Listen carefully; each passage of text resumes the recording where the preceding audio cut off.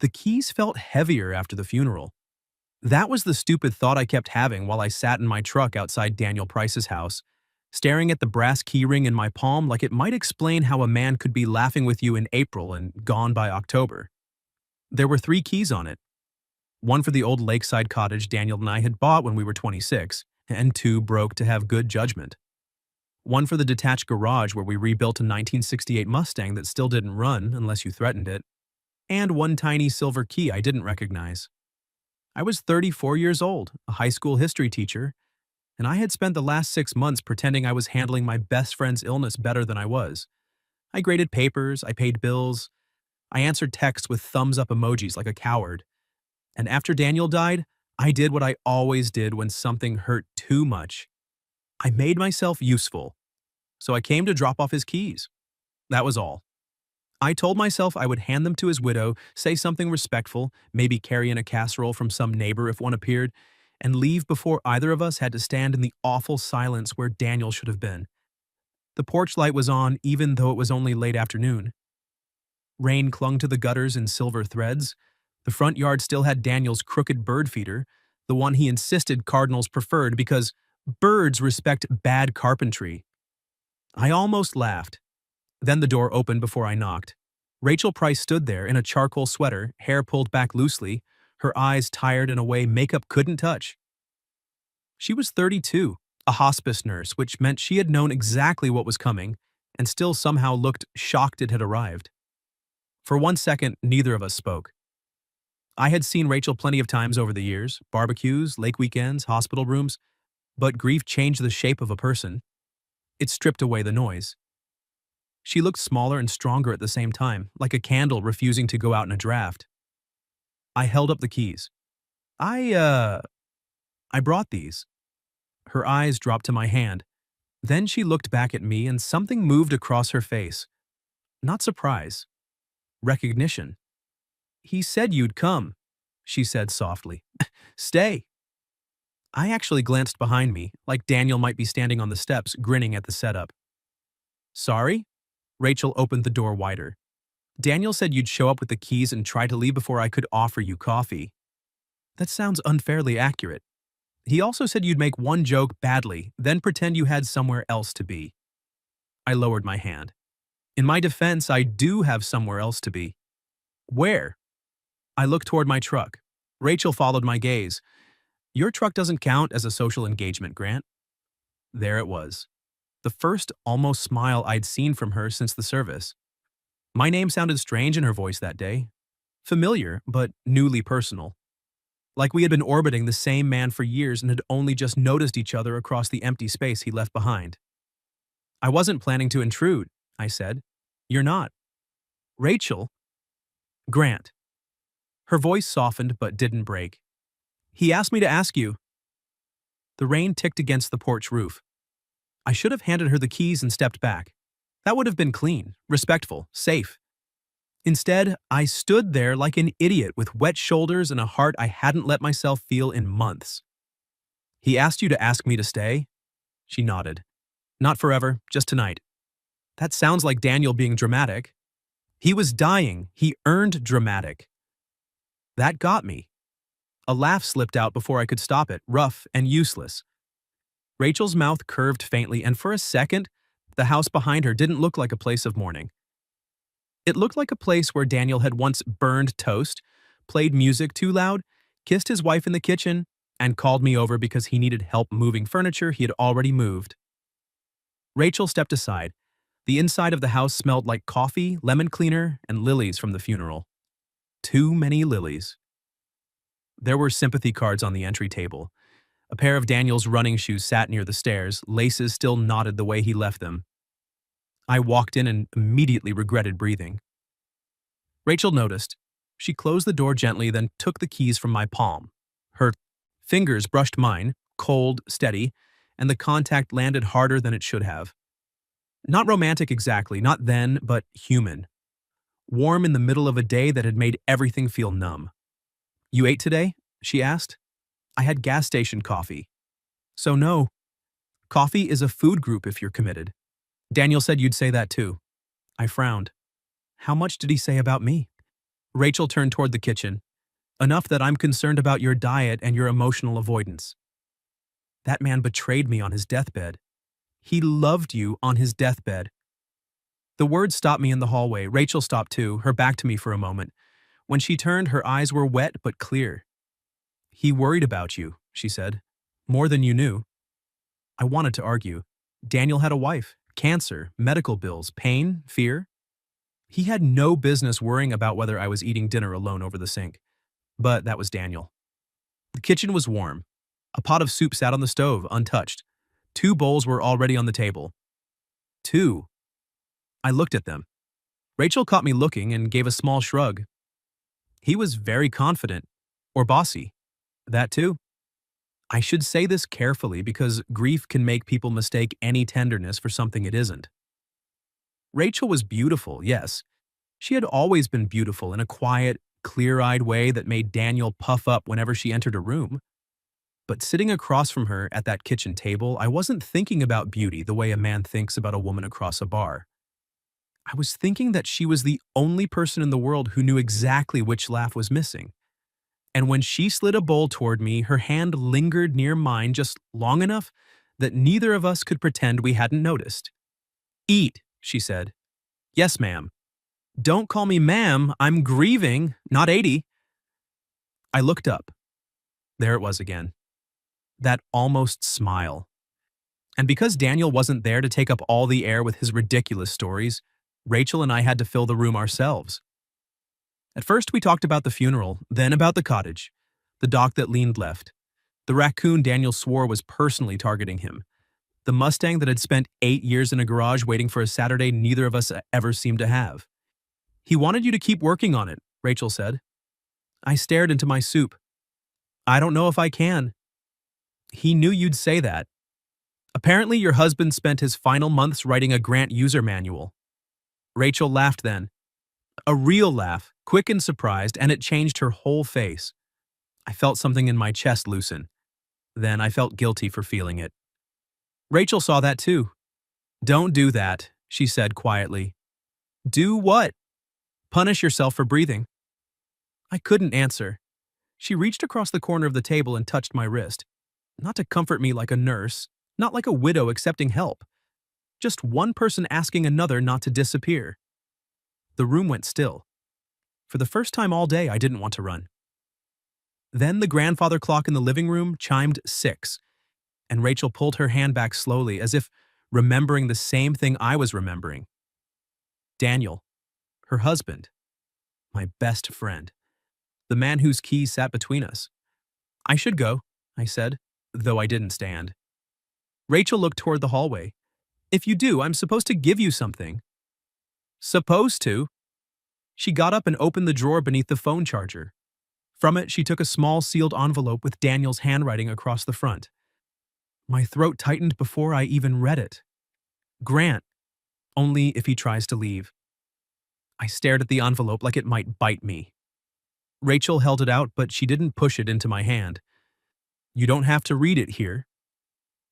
Daniel's handwriting slanted across the paper, impatient even in ink. He had always written like he was late for something better. I took it. The flap opened too easily. He must have sealed it near the end when his hands were still steady enough to write but not strong enough to fix the old Mustang or cast a line off our dock. Inside was one page. "Grant, if you are reading this, you tried to leave. Idiot." I laughed once, and it broke in the middle. Rachel lowered herself back into her chair but didn't look at the letter. She gave me the privacy of pretending not to watch me fall apart. I kept reading. "I know you. You think grief is a room you can lock yourself in until it gets bored and leaves. It won't. It will eat the furniture and start on you next. Rachel knows about the cottage, the car, the way you stopped coming by near the end because you thought I didn't notice you crying in the hospital parking lot. I noticed. I'm not mad. I was scared too. Do me one favor and don't make it noble. Stay for dinner, then come back next week. Help her with the gutters if she asks. Let her feed you if she insists. Let somebody see you. This isn't me matchmaking before you get weird. She is my wife. You are my brother. I am asking the 2 people I love most to not vanish into separate corners of the same pain. And if you ever start that Mustang without me, you better say something insulting first so I know I'm included. Stay tonight. D. By the time I finished, the words had blurred.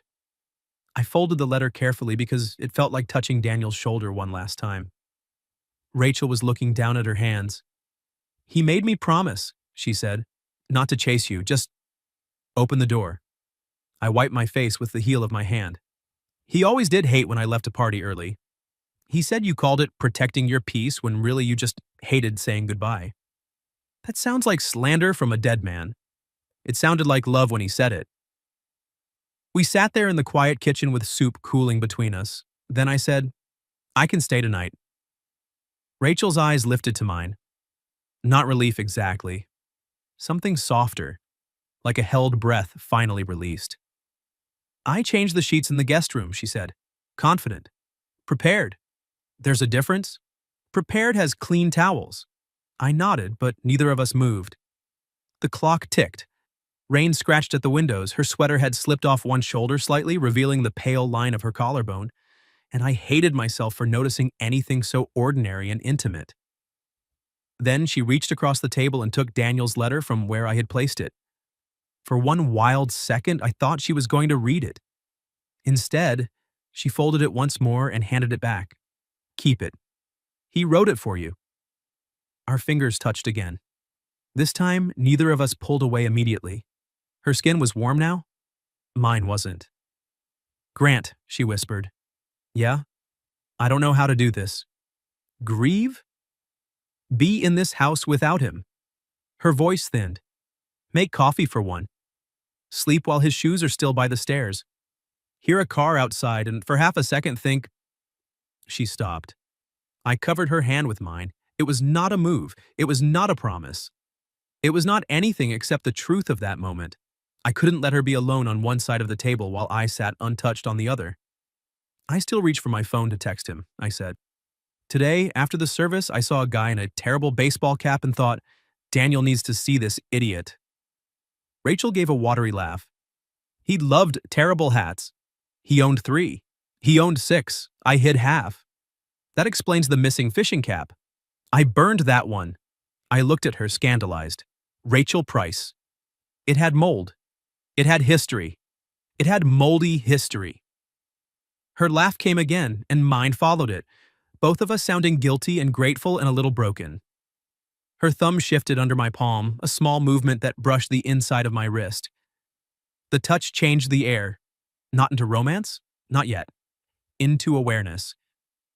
We were 2 people sitting too close to a fire neither of us had meant to light. I let go first, gently. She noticed. Of course she noticed. But she didn't look hurt. If anything, she looked like she respected me for it. I'm going to make tea, she said. I thought you already fed me soup. Daniel said you'd need hydration too. I'm beginning to feel managed. You are. By a dead man and a nurse, I never stood a chance. That night, I slept badly in the guest room. Daniel's old college sweatshirt hung over the chair. I knew it was his because the cuff had a bleach stain from when we tried to professionally refinish the cottage deck and nearly poisoned ourselves with fumes. Around 2 in the morning, I heard Rachel crying, not loudly. That was worse. I stood in the hallway for a full minute, arguing with every version of myself. Then I knocked softly on her bedroom doorframe, which was open an inch. Rachel? The crying stopped. I'm sorry, did I wake you? No. A lie. Do you want company? A long silence. Then, yes. I stepped in, but stayed by the door. She was sitting on the floor beside the bed in pajama pants and Daniel's robe, surrounded by a half-open cardboard box. Photos spilled across the carpet. I thought I could put some away, she said. That was ambitious. I sat on the floor across from her, leaving space. She picked up a photo and handed it to me. Daniel at the lake, sunburned and triumphant, holding a fish barely bigger than his hand. He told me that was a bass, she said. It was technically a minnow with confidence. She leaned back against the bed, and after a minute, I did too. Shoulder to shoulder, not quite touching. We went through pictures until the crying eased into stories. At some point, her head tipped sideways and rested against my shoulder. Every muscle in my body went still.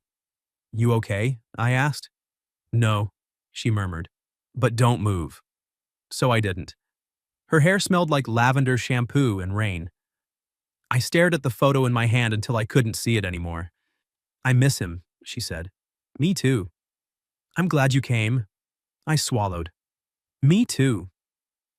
That was the first time I chose to stay without Daniel asking me to. In the morning, Rachel made pancakes badly. I ate 4. "You don't have to lie," she said, watching me chew with heroic effort. "I'm not lying. I'm honoring the dead." Daniel hated my pancakes. Daniel lacked vision. They're burnt. They have texture. She shook her head, smiling into her coffee. I looked at her across the small kitchen table, hair messy, eyes swollen, wearing grief like an oversized coat. And beneath it, there she was, sharp, warm, stubbornly alive. Something in me reached toward that aliveness. I didn't touch it. I didn't name it. But before I left for work, I paused at the door and said, "I can come by Thursday. Check the gutters." Rachel leaned against the hallway wall. "Daniel said you would offer." "I'm not doing it because he said so." Her expression softened. "Good," she said. "Then I'll make dinner." "Are you threatening me with pancakes again?" "Come Thursday and find out." For the first time since Daniel got sick, I looked forward to something. Thursday became a habit. At first, it had excuses. The gutters were packed with wet leaves. The porch step needed tightening. The kitchen faucet coughed like an old man. Rachel would text a photo of some minor household disaster with a caption like, "Is this supposed to smoke?" And I would show up with a toolbox and pretend my chest didn't warm when I saw her name on my phone. By December, we stopped pretending the house needed me. I came on Thursdays because she cooked. She cooked because I came. Sometimes the food was good. Sometimes it was Rachel's pancakes in a different disguise. But she started setting 2 places without apology, and I stopped standing at the door like a man ready to flee. Daniel's shoes stayed by the stairs until the week before Christmas. I found Rachel sitting on the bottom step with them in her lap, fingers threaded through the laces. "I moved his coats," she said when I came in. "I boxed his hospital papers. I donated the unopened medical supplies, but these stupid shoes—" I set my toolbox down. She looked up at me. "I don't want them here forever." "Okay. And I don't want them gone." "Also okay." Her mouth trembled. "That is not helpful." "I'm a teacher. We specialize in vague emotional support and dry erase markers." She let out a broken little laugh, then pressed the heels of her hands to her eyes. I sat beside her on the step, close enough that our knees touched. She didn't move away. After a minute, she leaned into me, not collapsing, not asking to be held, just choosing the contact. I put my arm around her shoulders. The first time I touched her like that, I felt Daniel everywhere, not accusing, present. Like the whole house was holding its breath to see whether I would treat what he loved with care. So I did. Rachel turned her face into my sweater and cried until her breath evened out. I kept my hand still on her shoulder and stared at the wall where Daniel had once hung a framed photo crooked and insisted the house was crooked, not the frame. When she finally pulled back, her eyes were red. "I'm sorry." "Don't. I keep making you sit in my grief." I looked at the shoes in her lap. "You sit in mine too." That landed between us. Her gaze searched mine, and for once I let her see the truth. The nights I didn't sleep, the unopened texts from friends, the fact that Daniel had been right about the locked room and the eaten furniture. Rachel touched my jaw with 2 fingers, a light, startling gesture. "You look tired," she said. "So do you." "Very romantic, Grant." I froze. She did too. Then she laughed softly, not embarrassed exactly, testing the word in the air, romantic. It should have sent me running. Instead, it made the space between us feel charged and tender and impossible to ignore. I cleared my throat. I meant beautiful. Tired, but beautiful. Rachel's expression changed. Not dramatically. No music swelled. The world did not forgive us or condemn us. But her hand was still near my face, and her eyes dropped for 1 second to my mouth. Then she pulled back and looked at the shoes. "We should put them in the hall closet." "We can? Together?" "Yeah." So we did. It took less than a minute. It felt like crossing a country. After that, something shifted. Nothing happened. Not in the way people mean when they ask with raised eyebrows and cheap curiosity. I didn't kiss my dead best friend's wife beside his shoes. Rachel didn't ask me to, but on Thursdays she started waiting for me on the porch when weather allowed, wrapped in a blue scarf, hands around a mug. I started bringing coffee beans from the place downtown because she once mentioned Daniel bought terrible coffee, and she'd been too loyal to change brands while he was alive. "You're corrupting a widow," she said the first time I handed her the bag. "I'm improving national standards." "He would haunt you." "He already is. Mostly through your pancake recipes." She threw a dish towel at me and missed by a mile. In January, she asked if I would take her to the cottage. The lake house had been closed since September. Daniel and I bought it as a joke that turned into a mortgage. One bedroom, a sagging screened porch, and a dock that leaned like it was listening to gossip. The air smelled of cedar, dust, and cold water when I unlocked the door. Rachel stepped in behind me and went quiet. "He loved this place," she said. "He loved complaining about this place. That was how he loved things." I smiled. "Yeah." "We opened windows, shook out blankets, restarted the power. I built a fire because the heating system made a sound like trapped demons," and Rachel stood close beside me, rubbing her hands together. "You're sure you know what you're doing?" she asked. "I have made many fires." "Successful ones?" "Define successful." "Grant." "No structures lost." She laughed, and the sound filled the cottage better than heat. Later, we ate sandwiches on the floor in front of the fireplace because the table was covered in mouse droppings, and neither of us wanted to address it yet. Outside, the lake was gray and still. Inside, our shoulders brushed every time one of us reached for the chips. It was the closest thing to a date I had been on in years. Neither of us called it that. Rachel looked at the flames and said, "I need to tell you something ugly." I set my sandwich down. "Okay. Sometimes I get angry at him." "At Daniel?" She nodded, ashamed. "For leaving. Which is insane because he fought so hard. But I'll be pouring coffee and suddenly I'm furious that he isn't there to drink it badly and tell me it's great. That's not ugly. It feels ugly. It's love with nowhere to go." She looked at me then, and the fire reflected in her eyes. "What do you do with yours?" she asked. "My anger?" "Your love." The question went through me. I could have made a joke. The old me would have. The man Daniel warned her about would have stood up, checked the windows, invented a chore. Instead, I told her the truth. "I bring it here," I said. "To you, I think." Rachel's lips parted. I rushed to explain. "Not to replace him. Not because I think... I know." Her voice was steady, but her hand trembled when she reached for mine. I let her take it. We sat on the floor in the old cottage, fingers laced. Between us, Daniel's favorite lake outside the window, and his absence sitting gently in the room like a third chair pulled up to the fire. "I bring mine to you too," Rachel whispered. My thumb moved over her knuckles. It was such a small intimacy.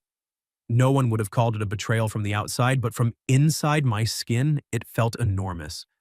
I looked at her hand in mine. "Rachel, if this ever starts to feel wrong..." "It doesn't." I met her eyes. She swallowed. "It feels scary. It feels too soon, and not soon at all. It feels like I can breathe for 10 minutes, and then I feel guilty for breathing." "Me too." "I don't want you here because Daniel assigned you to me." "I'm not." "Good." Her grip tightened. "And I don't want to be a project you finish because you promised him." "You're not. What am I then?" The fire cracked. I should have had a careful answer, a decent one. Something with distance built into it. But her hand was warm in mine, and for the first time in months, I wanted a future badly enough to fear it. "You're Rachel," I said, "and I want to come back because you're here." Her eyes shone. She leaned her head against my shoulder the way she had that first night. But this time it wasn't because the grief had knocked her down. This time, she chose the closeness. And I chose to stay in it. By March, people started noticing. Small towns have a talent for turning quiet into evidence. A neighbor saw my truck in Rachel's driveway 2 Thursdays in a row. Someone from Daniel's office spotted us buying paint together at the hardware store. One of my students' mothers gave me a look in the grocery aisle that made a bag of apples feel like contraband. Rachel noticed too. At first, she pretended not to. She had mastered that polite widow smile, soft, distant, impossible to argue with. But one Saturday, as we painted the cottage kitchen a pale green Daniel would have called aggressively vegetable, she set down her roller and said, "Mrs. Hanley asked if you were fixing my sink or my loneliness." I nearly dropped the paint tray. That woman still owes Daniel $12 from poker night. She said it with concern. She says everything with concern. It's how she gossips without sinning. Rachel smiled, but it didn't hold. She looked down at the green paint speckled across her wrist. "Does it bother you?" "What?" "That people wonder." I wanted to say no immediately, bravely. Instead, I leaned my roller against the counter and told her the truth. "Yes." Her face closed a little. I stepped closer. "Not because of you." "Grant?" "Because I hate that anyone could make something ugly out of this." I gestured between us, helplessly. "Out of Thursday dinners and burnt pancakes and you falling asleep during old movies but insisting you were resting your eyes. Out of me finally answering my phone again. Out of the fact that when I wake up now, I don't feel disappointed I made it through the night." Rachel went very still. The cottage was quiet except for the wind off the lake pressing at the windows. "I didn't know it was that bad," she whispered.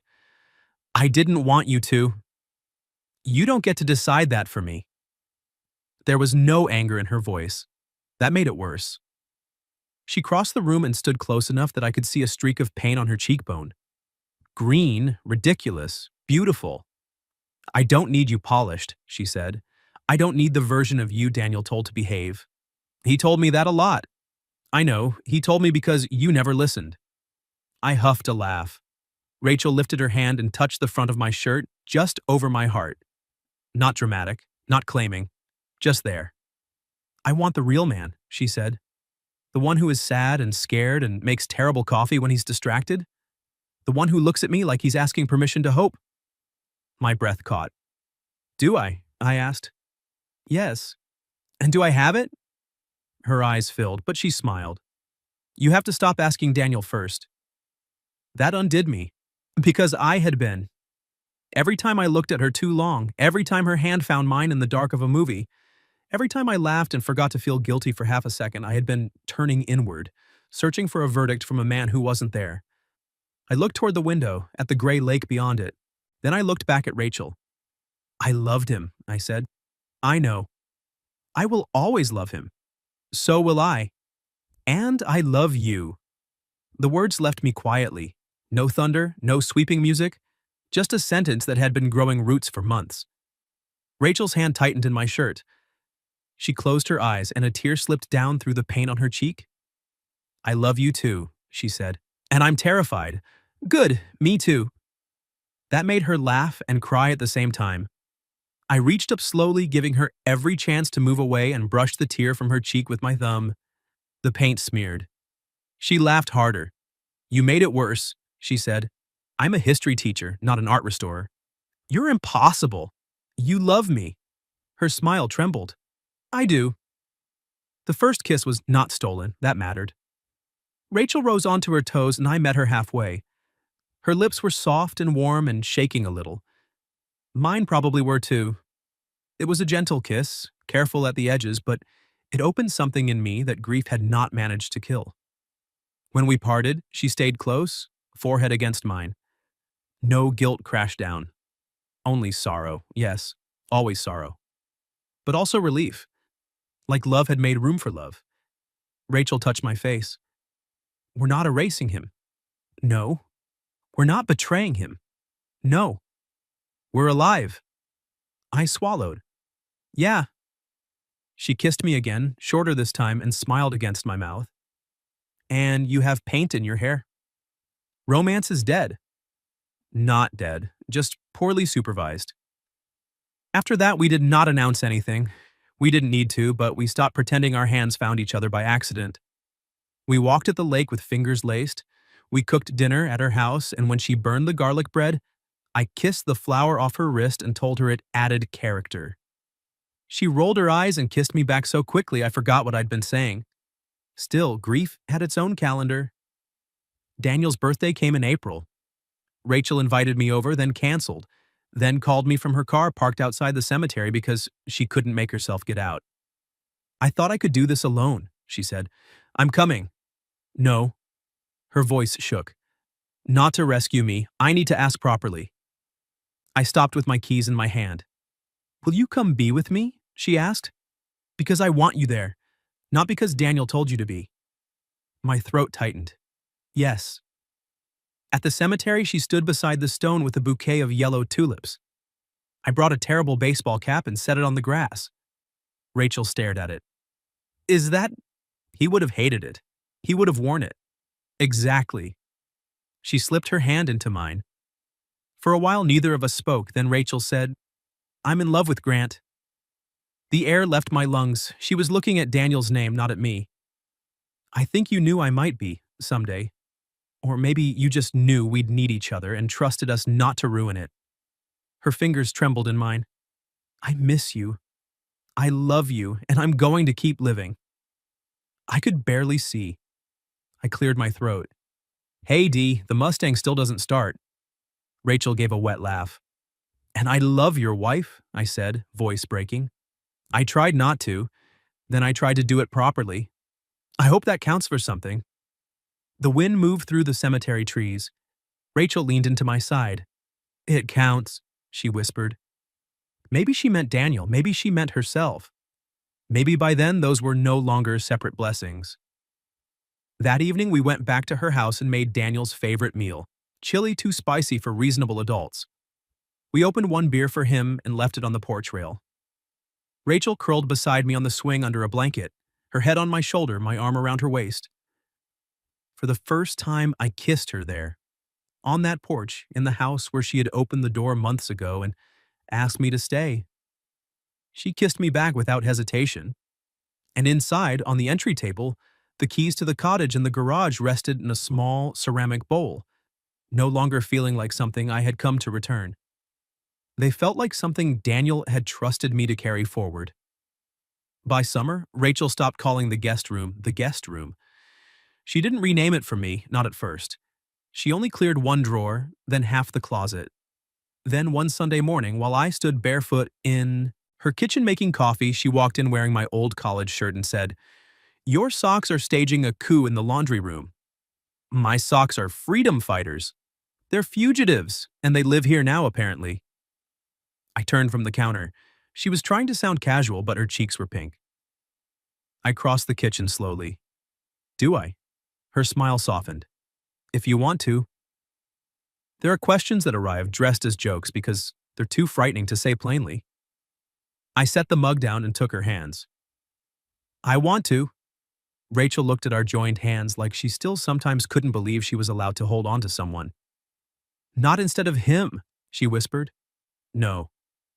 Not because he asked. No. Because we choose it. I kissed her then, slow and certain, with morning light on the floor and coffee cooling behind us. Because we choose it, I said. Moving in was less romantic in practice. There were boxes, arguments about bookshelf space, and a tense 30 minutes when Rachel discovered I owned 4 nearly identical gray hoodies. No one needs this many sad sweatshirts, she said. They have different purposes. They have different levels of emotional damage. You're very judgmental for a woman who still owns Daniel's novelty Christmas apron? Her expression changed, just slightly. I regretted it immediately. Rachel! But she laughed. Not the careful laugh from the early days, a real one. The one that says, kiss the cook or call the fire department? That apron is legally evidence. She leaned against the closet door, smiling at me with that bright, brave tenderness I had fallen in love with piece by piece. We can keep it. Yeah, this house is allowed to remember him and still make room for you. I crossed to her and wrapped my arms around her. She pressed her face into my chest. For a long time, we just stood there in the bedroom that had once been hers and Daniel's, then only hers, and was slowly becoming ours without ever needing to stop being part of him. The Mustang started in August. That sentence does not capture the war it took to get there.